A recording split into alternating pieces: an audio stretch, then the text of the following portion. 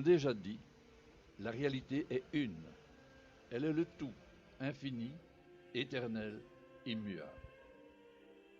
Donc, cela, je le suis, du verbe être, bien entendu.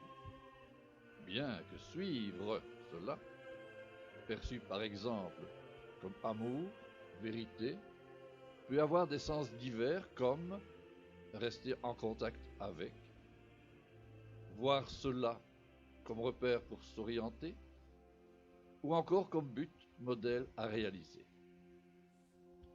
Et prendre conscience que être cela, le je suis, et le suivre, c'est la spiritualité appliquée, la seule spiritualité authentique, vivante. S'identifier à cela est la réalisation totale. C'est alors que nous connaissons notre identité comme identique à la réalité, que l'on peut appeler Brahman, Tao ou Dieu, peu importe. Mais soyons réalistes. Bien qu'il s'agisse d'un fait, peu de gens réalisent cette identité pleinement, bien qu'il soit possible d'en prendre connaissance à partir d'états de conscience différents. C'est le sujet de cette vidéo. Cela va des différentes modalités de l'éveil à celle de la foi.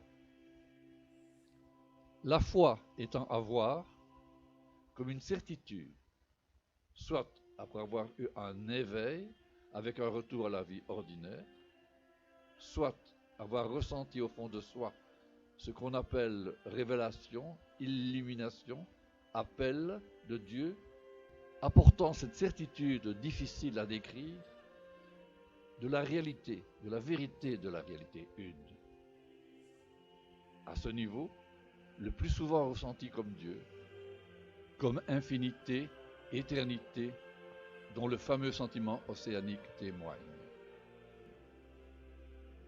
Il est admis que la réalité est conscience, et que notre conscience en est un rayon, éclairant notre mental. C'est notre conscience, identique à la conscience, qui éclaire notre psychisme, sans que nous prenions conscience que c'est la conscience elle-même. La foi est liée à ce que j'appelle l'éveil voilé. C'est cela, la réalité, qui se révèle comme présence en nous. Cet éveil voilé est un état intérieur qui anime les personnes qui se tournent vers une quête spirituelle. Comme cet éveil voilé est justement voilé, bien qu'actif, il est facile que d'autres voiles pseudo-spirituels, construction du mental, puissent égarer les personnes dans le labyrinthe. D'où l'intérêt d'un fil d'Ariane authentique, suffisant pour garder la bonne orientation. C'est dans le monde, étant du monde, que les points de vue sont indéfinis, variables, même chez une personne. C'est le monde des opinions, des croyances auxquelles on s'attache. Vient ensuite l'éveil, plus ou moins intense, durable, qui est cette prise de conscience, cette prise de notre âme par la conscience, pouvant aller jusqu'à l'identification totale à la conscience, la libération. Dans cet état, on se connaît comme conscience infinie.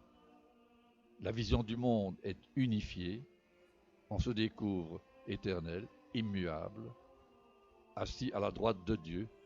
Pour reprendre une expression poétique, on peut envisager plusieurs scénarios. Possibilité de retour à l'état d'éveil, plus ou moins souvent et facilement. Un retour plus ou moins prolongé à l'état de la vie ordinaire, mais le plus souvent avec cette certitude d'éternité. Une unification progressive et plus ou moins intense entre les deux états. Et dans des cas exceptionnels, une identité totale avec la conscience. Comme vous l'aurez sans aucun doute saisi, chaque état permet une connaissance de la réalité qui lui est propre.